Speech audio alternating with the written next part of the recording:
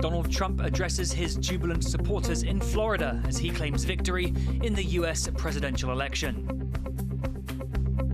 Supporters of Kamala Harris leave her election night venue as the vice president's path to victory fades away. Plus, we're in southern Taiwan at one of the country's largest military training facilities to see if conscripts can hit those targets using rocket launchers.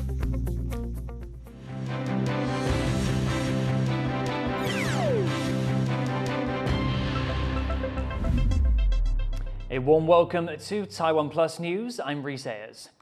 Former US President Donald Trump has declared victory at his campaign party in Florida, though most US media have not yet called the race. He's now only a few electoral college votes away from winning, with results for most states already in. Let's take a look at the latest numbers. With more than 130 million votes counted, Republican candidate Donald Trump is closer to achieving the 270 electoral college votes needed to win the White House. The Associated Press is reporting Trump has 267, while Democratic hopeful Kamala Harris is trailing at 224. Trump has won North Carolina, Georgia, and Pennsylvania, and is also leading in other key battleground states, including Michigan and Wisconsin. On Election Day, voters said the economy, democracy, and immigration were key issues affecting their choice. We will bring you an update from our reporter Joyce Tseng, who was at the Harris campaign's election night event in Washington, D.C. But first, we have this report from Louise Watt at Trump's watch party in Florida. Donald Trump, earlier here in West Palm Beach, Florida, claimed victory, thanking the American people for making him the 47th president. Help our country heal. We're going to help our country heal. We have a country that needs help, and it needs help very badly. So how did he get to this point in the game? Well, through pretty consistent, clear and simple messaging. At his campaign rallies, he would often ask, "Do you feel better off than you were 4 years ago?"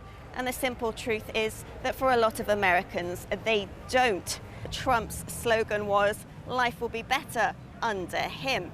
But there'll be a lot of voters feeling uneasy tonight because let's not forget his opponent, Kamala Harris. She accused Trump of being a threat to democracy because he said several times that should he be elected, he would use the institutions of government to go after his political enemies. And before the election, surveys showed that a lot of Americans feared that there would be political violence after the election results, no matter who won, because the past few months have seen two very different visions for the country, and reconciling them will be extremely difficult during the next 4 years. Justin Wu, Ed Moon and Louise Watt in West Palm Beach, Florida for TaiwanPlus. With Trump now claiming victory, Harris supporters across the country are coming to terms with what the next 4 years will bring. Joyce Tseng has this report from Washington, D.C. This is not the outcome Democratic candidate Kamala Harris and her camp were hoping for. Her election night venue quickly emptying out after a campaign rep announced that the vice president would not be addressing the crowd on election night while votes were still being counted. The podium she was expected to speak at all wrapped up. He said that Harris will return to her alma mater, Howard University, on Wednesday to address supporters and the nation. The night began here at the historically black university with high hopes of witnessing a new era. Some supporters telling me that they were here to see the country's first Madam President.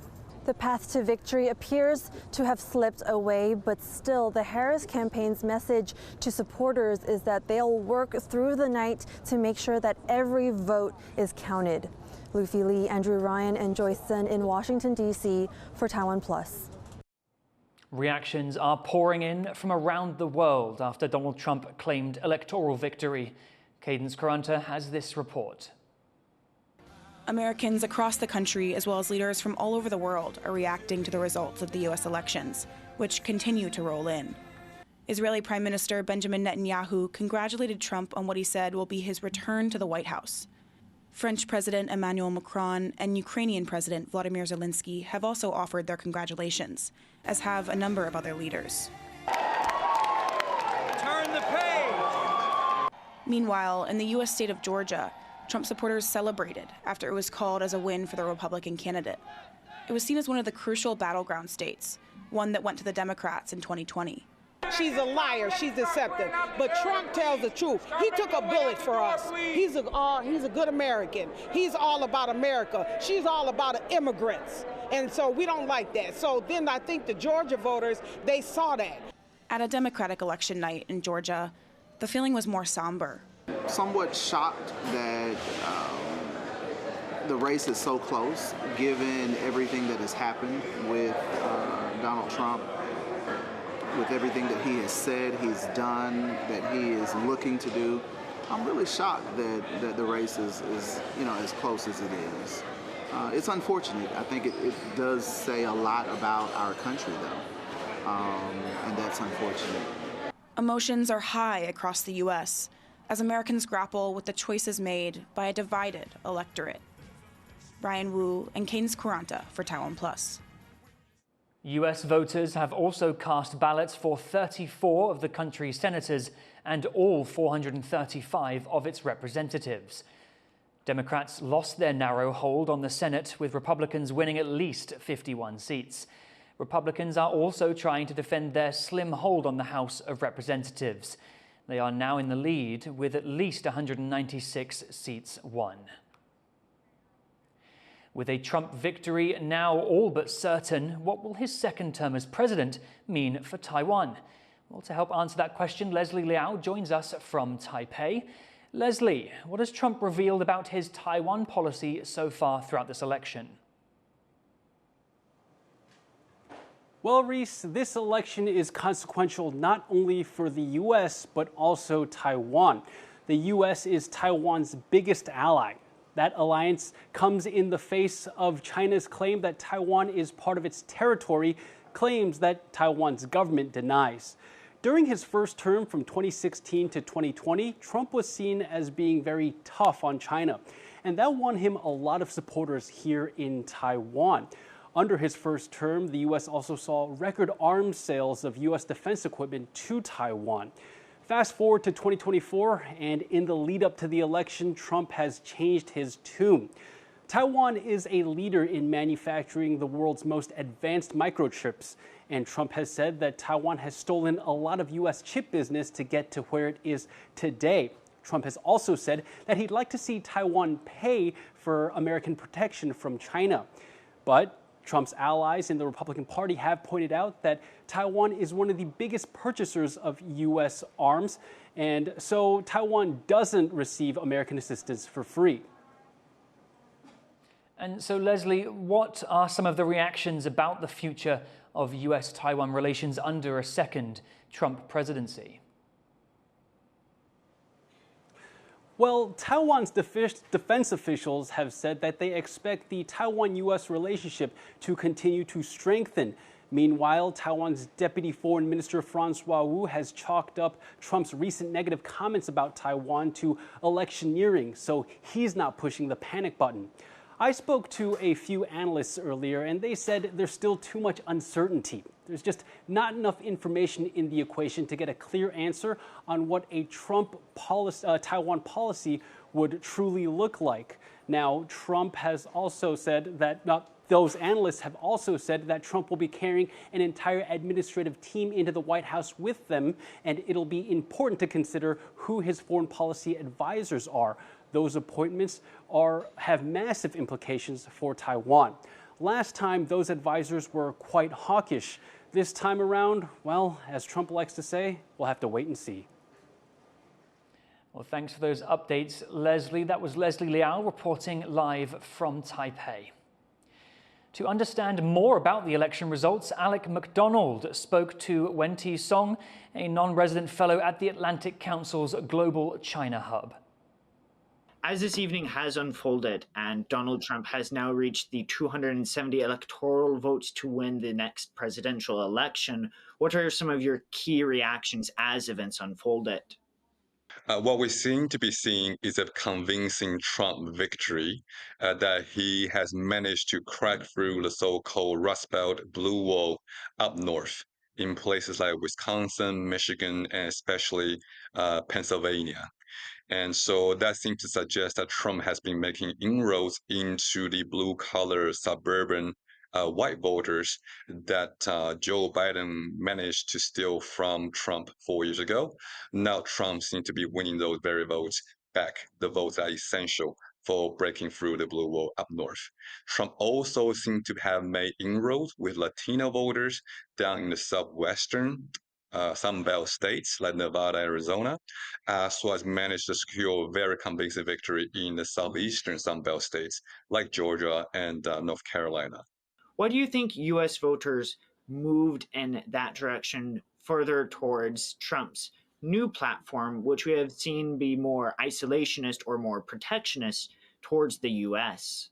I think economy is one major factor.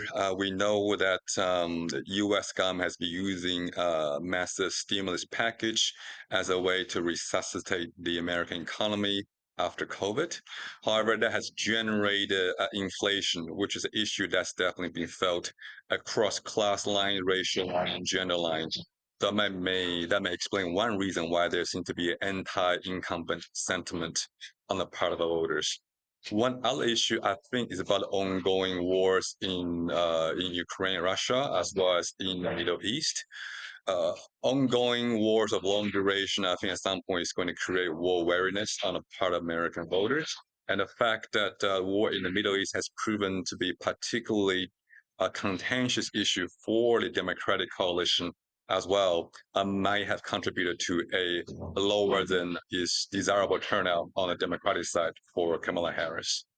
Taiwan is very much a factor here, especially as we are looking at a Republican-controlled Congress and a Republican-controlled presidency. Do you think, though, that a Congress which has traditionally been more friendly towards Taiwan might be able to continue supporting Taiwan despite Donald Trump's more protectionist tendencies? I think for the congressional front, is going to be a major theater for Taiwanese diplomacy for the next 4 years. We know that no matter the position of the executive of the presidential candidates on either Republican or Democratic side, on Congress, on Capitol Hill, there's significant bipartisan consensus on supporting Taiwan. So that's one reason why I think Taiwan will try to regain support in the U.S. political world by starting small district by district, congressman by congressman. So congressional action, legislative diplomacy, parliamentary diplomacy, these are going to be major fault lines for Taiwanese diplomacy vis-a-vis China for the next few years, for sure. That was Atlantic Council fellow Wen-Ti Song discussing the 2024 U.S. election results. And coming up after the break, firefighters from Down Under bring the thunder to a new series of calendars, and this year they're joined by Taiwanese talent.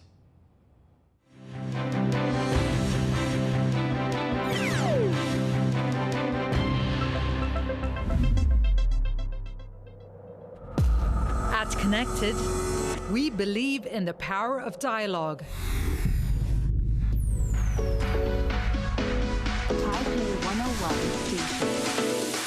It's not just about the headlines, it's about finding common ground. Join the conversation. Connected with Divya Gopalan on TaiwanPlus. I'm Ed Moon in Taiwan's Jinmen Islands, and you're watching TaiwanPlus News, the voice of freedom in Asia.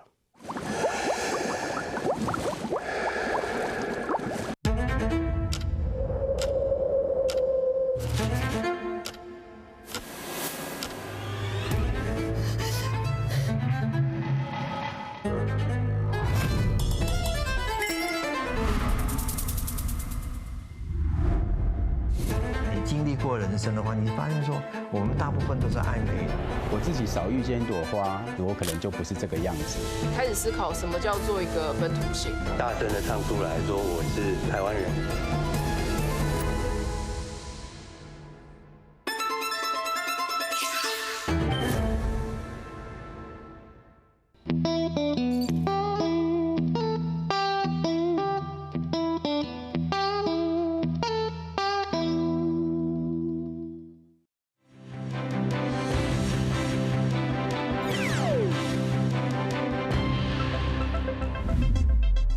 Welcome back. You're watching TaiwanPlus News. Recent conscripts in Taiwan are learning to fire rocket launchers as part of basic military training for the first time. Jaime Ocon was at the range and brings us this report. After weeks of training, these conscripts are testing their proficiency on Taiwan's domestically made Kestrel rocket launcher. Many said they were nervous about this first-of-its-kind test. 红准实弹射击与在部校实施空操的感觉截然不同。虽然有些紧张与害怕，但想起授课教官所教的程序、步骤及要领，放下害怕的心情，顺利完成本次射击任务。虽然说这是第一次实弹射击，但我秉持着教官与干部给我的教育以及提醒，让我可以放下心中紧张的情绪。 Taiwan extended the length of mandatory military service from 4 months to 1 year in 2022 as part of a larger reform of its armed forces. Part of this included more realistic combat training, and now using this rocket launcher as a standard part of the country's military training. This test focuses on two main parts, accuracy and handling. Officers here say that they're hoping to get this weapon in the hands of as many people doing mandatory military service as possible. That's because it only takes about 5 days to really learn how to use the weapon. Taiwan's geography poses a big challenge for military planners in China, which would have to deploy troops by air or sea in an invasion. Analysts say that in the hands of a well-trained soldier, missile launchers like the Kestrel would prove effective in stopping vehicles from making it inland. 那可以提高它的火力就是在面对万一敌方有比较大的这个装甲车辆 armed vehicle 过来的时候，至少它可以立刻的反应。 But above all, many U.S. military planners say that Taiwan's shift to more modern weapons and tactics is just the first step in building a more effective defense. For many, many years, conscripts didn't even fire these weapons. What I would really like to see again is the next step moving beyond this to actually seeing small units out there maneuvering with these weapon systems and then employing them. The military says it's on track to train more than 9,000 conscripts by the end of this year and is working to give this generation of soldiers the skills they need to defend the country. Fu Huahong and Jaime Ocon in Tainan for TaiwanPlus. Taiwan's Coast Guard has at least one new ship in its fleet, with another close behind. Chris Gorin was at the handover ceremony and reports that the newest ship has a special mission. The Coast Guard is celebrating the completion of one ship and the launch of another in the northern port city of Geelong. One completed vessel, called the Lianjiang, is being handed over to the Coast Guard. It's named for the county which administers Taiwan's outlying Mazu Islands, just off the coast of China. At the same time, another vessel of the same class is being launched. During the christening ceremony for the ship, Taiwan's vice premier said it was named after the east coast county of Hualien. 我们待会要命名的意旨就是屏障太平洋，捍卫东台湾那我相信有这2艘舰艇的加入能够来提升我们海巡的力量来协助我们海巡捍卫主权，维护渔权。 The ships are the third and fourth of 6 planned frigates. Taiwan's Coast Guard hopes they will modernize its fleet amid increasing tensions in the water around the country. China has ramped up military activity in waters around Taiwan in recent years, with incidents between Coast Guard and civilian vessels around Taiwan's outlying Jinmen Islands, some even resulting in deaths. The unveiling of new Coast Guard ships has become a common occurrence in Taiwan as the country continues to bolster its maritime safety capabilities and as the tensions in and around its waters continue to rise. Eason Chen and Chris Gorin for TaiwanPlus.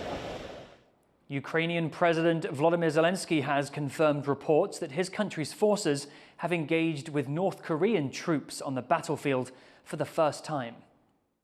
Першими боями з північно-корейськими солдатами відкривається нова сторінка нестабільності. Zelensky's statement comes after the New York Times reported that North Korean troops fought Ukrainian troops in Russia's Kursk region. The Times cited a US official who said a significant number of North Korean troops were killed.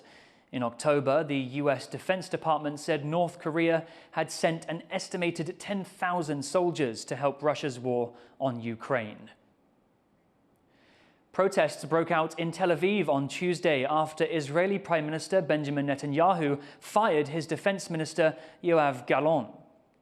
Current Foreign Minister Israel Katz will replace him. Netanyahu and Gallant had frequently clashed over the war in Gaza and hostage negotiations with Hamas. The Prime Minister tried to remove Gallant from his post last year, but reversed his decision following nationwide protests.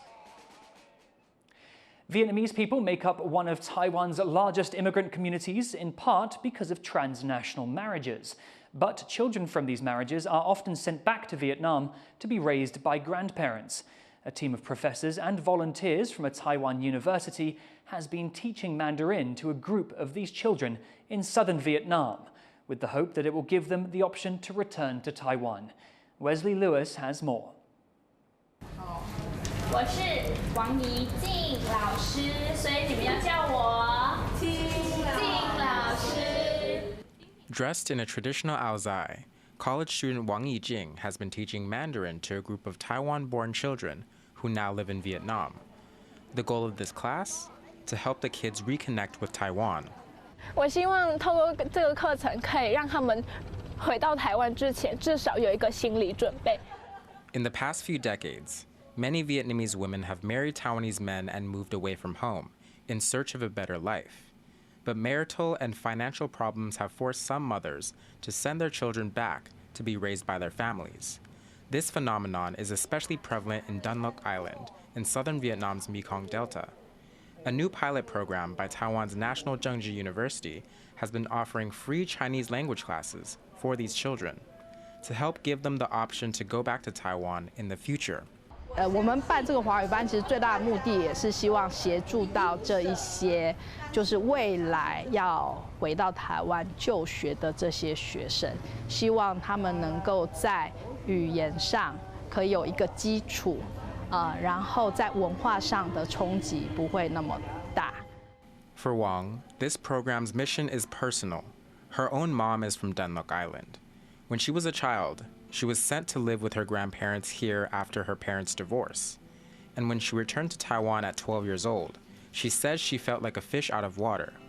就是我完全没有在有心理建设之下，我不会讲中文，我也听不懂别人说什么，我也看不懂书上写了什么东西。Wang says she also struggled to accept her multicultural identity.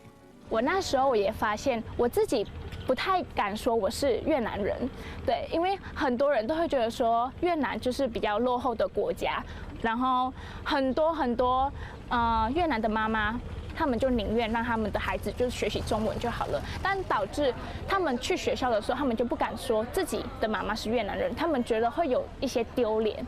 Now back in Vietnam, she's surrounded by some familiar tastes and smells from her childhood. She's come to embrace both her native cultures and sees this teaching role as an opportunity to give back to her communities. 所以我也想要成为一位可以教越南人中文，或者是教台湾人越南语。我觉得这就是我可以帮助更多的人。我想要成为语言之间的桥梁。Wang hopes that she can be part of helping these kids on Dun Loc Island overcome language barriers and identity crises by serving as a link between two cultures, one classroom at a time. Joseph Wu and Wesley Lewis for TaiwanPlus. Taiwanese and Australian firefighters are ready to ignite excitement with the release of their 2025 charity calendar. Sandy Chi has the details. The Australian Taiwanese Firefighters 2025 calendar has officially been released, marking the first time ever heroes from the two countries have collaborated. And now for the calendar, 6 Taiwanese firefighters flew all the way to Australia for the photo shoot. For 5 years, we've had a very strong bond and friendship with Taiwan and the people. And it seemed like we've been working with the fire authorities here on different smaller projects, that we should do a big project, which was a great idea. For over 30 years, the Australian Firefighters calendar has been supporting the Children's Hospital Foundation, providing funds for research into childhood burns and other charities. With this Taiwan-Australia collaboration announced in April this year, Taiwanese firefighters can now join the effort. 很荣幸啊，就是有这个荣幸可以被放在封面这样。澳洲人真的是很壮，就是只有在身高上面跟他们差不多啊。现场看到他们就是哇，好像就是每个都很大只这样子。It was really fun. It was such a great experience just to meet the guys from Taiwan. They're all so fit, so strong. Made me a little bit nervous because they're amazing. Among the Taiwanese firefighters, one in particular stands out, Zhou Peiru, who is the only female featured in the calendar, marking the first time in a decade for a woman to be part of the Australian Firefighters calendar. 其实我觉得蛮有压力，原因是其实澳洲人跟其他男士他们的肌肉线条真的是，我觉得非常的羡慕，然后所以我也只能尽力的展现。那在现场因为都是实火，所以第一次碰的话，其实会有点紧张，尤其是要踩地上会有火，有油花有火的时候会烧到脚。然后所以就是会胆战心惊，但是还是在他们的协助之下有完成拍摄。A firefighter's duty is to put out flames, but now with Taiwanese and Australian firefighters working together on the calendar, it looks like things will only get hotter. Klein Wong and Sanny Chi in New Taipei for TaiwanPlus. Thank you for watching TaiwanPlus News. I'm Reece Ayers. Take care and see you next time.